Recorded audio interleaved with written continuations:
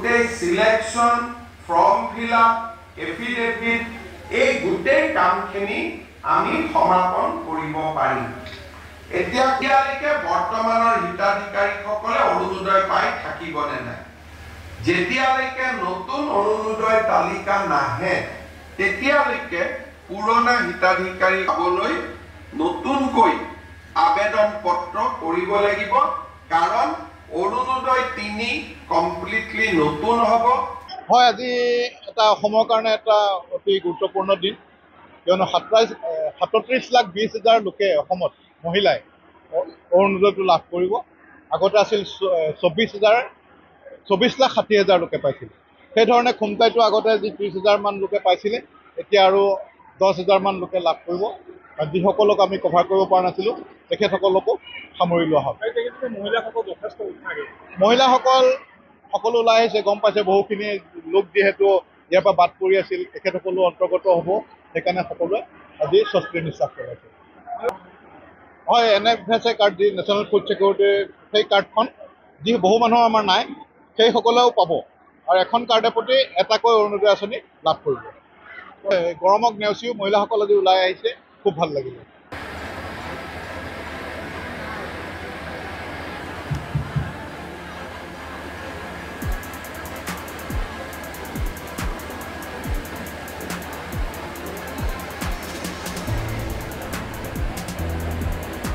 গোটেই selection form fill up affidavit এই গোটেই কামখিনি আমি সমাপন কৰিব পাৰিম।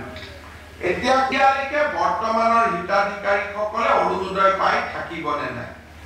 যেতিয়ালৈকে নতুন অৰুণোদয় তালিকা নাহে তেতিয়ালৈকে পুৰণা হিতাধিকাৰী হ'বলৈ নতুনকৈ আবেদন পত্ৰ কৰিব লাগিব, কাৰণ অৰুণোদয় ৩ কমপ্লিটলি নতুন হ'ব।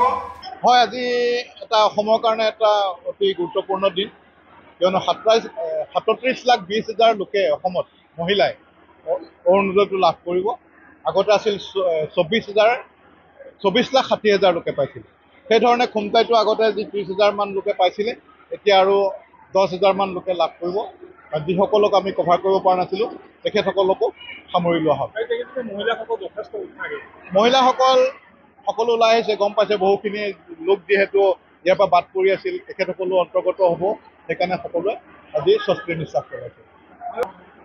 হয়, NFSA কাৰ্ড যি নেশ্যনেল ফুড ছিকিউৰিটিৰ সেই কাৰ্ডখন যি বহু মানুহৰ আমাৰ নাই, সেইসকলেও পাব আৰু এখন কাৰ্ডৰ প্ৰতি এটাকৈ অৰুণোদয় আঁচনি লাভ কৰিব। গৰমক নেওচিও মহিলাসকল আজি ওলাই আহিছে, খুব ভাল লাগিলে।